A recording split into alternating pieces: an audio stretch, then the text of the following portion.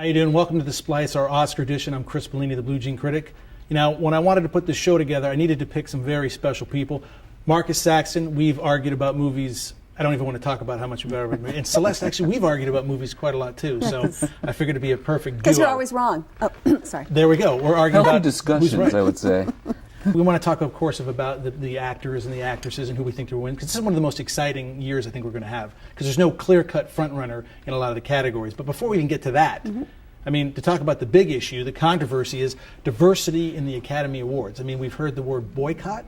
Now, what do you guys think? Is the Academy purposely not picking people of diversity in their nominations? I mean, is this warranted a reaction? Is it a warranted reaction? Well, the hashtag was Oscars so white, and then if you look at all the categories and all the nominations, you go, yeah, I kind of guess so. You can't deny it. You can't deny but it. But it seems when you say boycott, it's almost like there's something more, you know, malicious involved. Yeah, well, I think you have to take a stance. So, you know, I wouldn't say malicious, but at the end of the day, you have to get people's attention to. There's a potential, you know, there is something to pay attention to there. So, the more you can draw attention to the fact that there's an issue, fine. I think it's the right thing to do. But is boycott the right thing to do? Well, tensions with something else. Who's going to boycott? Was it Jada Pinkett Smith is boycotting? I think Spike Lee respectfully said he wouldn't be attending. Okay, all right. Well, you know, that's to each his own, and I think Spike Lee has always been. First of all, I think he's a terrific director. I've enjoyed so many of his movies, and I think that have he's you seen always. Chirac? I have not. Okay. Sorry. Marcus, have you seen Chirac? See Chirac. I just saw his documentary about Michael Jackson, which, by the way, is fabulous. But I will say Which that is not Chirac. Okay. I know you guys have got me. But I'm trying to be serious, the mom here. And just say that he's always been an activist of sorts, hasn't he? Yes. So great for him. And I think, of course, you have to talk about it. Do I think it's on purpose? No, but I think clearly people have unconscious biases, and you know, they've talked about the Academy voters and who they are. The makeup, of course, is sort of skewed off the bat. They're older males, older white guys. I mean, they've said that over and over. So in some ways, they can't even help themselves. So naturally, they have to be helped. So people have to talk about it. I mean, I know maybe you don't want to get into it right now, but you know, why isn't Idris Elba nominated? Well, I was going to ask. You know, the question I wanted to ask you guys is a lot of times people say, well, there should have been more diversity, and then I say, okay, so which people would you take out? Because I think all the nominees are very deserving. Who would have replaced them? The one exception, of course, Idris Elba in Beasts of No Nation. You're like, oh, how could he have been overlooked? I understand. But is there anyone else that I'm missing? Now, people say Will Smith, he should have been nominated for Concussion.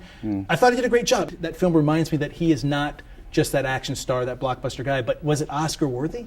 Well, I don't know. You can say that about lots of movies. Are they Oscar worthy? Yeah. I mean, I think that the problems of diversity go away when you have a whole realm of films where there is maybe a mediocre, not so great performance by a white guy, a mediocre, not so great performance by a black guy. I mean, but I'm just saying. Yeah, and I think opportunity. You know, I think that goes to what you're saying, where it's okay if you have 2 movies to choose from this year with possible minority actors in it, and you have 20 that are not, you know, minority actors, then clearly you're not going to have a high level of minorities that are going to go forward into any award ceremony. But I do think that, you know, again, you know, to answer your question about, hey, should this person go in over that person? Hard to say, because you don't necessarily we don't know the playing field. We don't know how many times the goalposts have been moved. There's 5 people, five nominations in some of these categories, and how many films come out, how many actors, how many performances. So, I mean, it's something to think about. How those films get chosen, I think, is a lot of the questions. And I think who's funding those movies, and who's casting those movies, and why are they casting the ways they're casting. I mean, look, you see the lack of diversity even internationally. I mean, I think the big topic of discussion was the Star Wars poster, the one that was in China versus the one that was in America. Who's making those decisions, and are they accurate?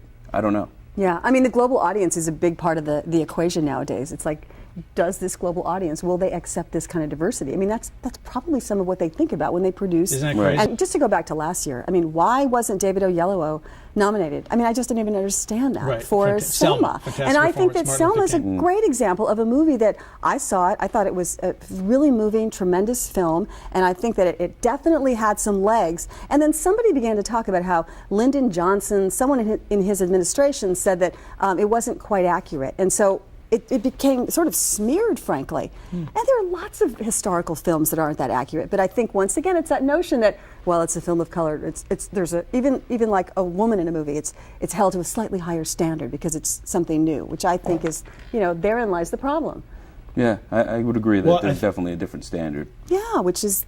And I think it's an unconscious bias. It's sort of like, well, if you want to play with us, the Academy, you've got to be that much better. Yeah, well, if we look at some of the films that have won, people have been nominated over the years, you can't say they're all like high art. Yeah, right. Some of the nominees that you have on these lists are, we'll go through them, but can't wait. Kind of funny. Before we get to some of those topics, though, I have to say, given the whole diversity issue, Chris Rock, having him be, I know it was sort of coincidental, but having him be the host, I think is going to definitely lend to some entertaining TV. I cannot wait, because I thought last year was just boring. It was like first of all, the stage looked like a Christmas pageant. I just thought I thought they played it so safe, and so I think having Chris Rock I cannot wait. Yeah, he'll get after it. I just one can't thing wait. that you can say about some of these hosts lately is that they're picking the right comedians that aren't afraid to open their mouths. That's good. That's what makes entertaining for a 4-hour telecast. Ricky Gervais on the Golden Globes was one of my.